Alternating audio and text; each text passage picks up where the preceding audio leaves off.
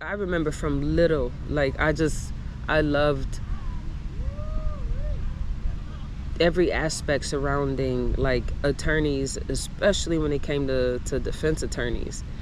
And I didn't know what I knew now, that there's a distinction between the two. And you know, when it comes to crime control, the prosecutor is more the favor, where people kind of demonize the defense attorney and stuff because they're like, you're letting away, you know, you're helping get criminals freed from their punishment and back onto the streets. And it's just, if you really knew the details, the truth about the criminal justice system, and you rid yourself of these fallacies that you've been programmed through television, media, you know, even the lies from your politicians, your local politicians' mouths, you'll be surprised what really goes on in the criminal justice system. And a lot of people are just, they're not privy to it. They're ignorant, not even on paper.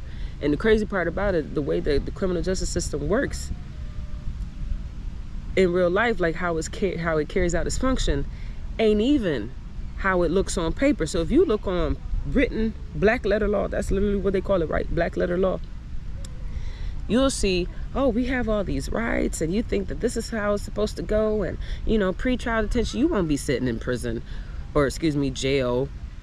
You won't be held for, it feels like eternity, you know, awaiting pre-trial detention, even though you haven't even been brought before a judge to rule whether or not your arrest was, you know, legitimate.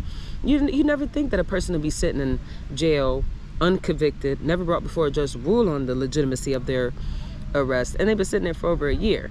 When on paper it shows when you get arrested, they have about 48 hours to bring you before a judge so they can rule on the legitimacy of your arrest. And if, you know, this is a legitimate arrest, they decide whether they release you on their own recognizance or they're going to hold you in pretrial detention. But a lot of people are held in pretrial detention without any decision making on any judge's behalf. They're sitting in there just because they were arrested, and then they were brought there and then just been sitting there since.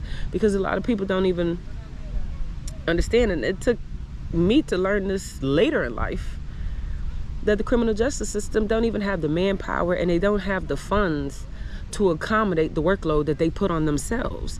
They literally, through legislation, facilitates and carry out mass incarceration, but they don't have the capability to even deal with the caseloads they deal with.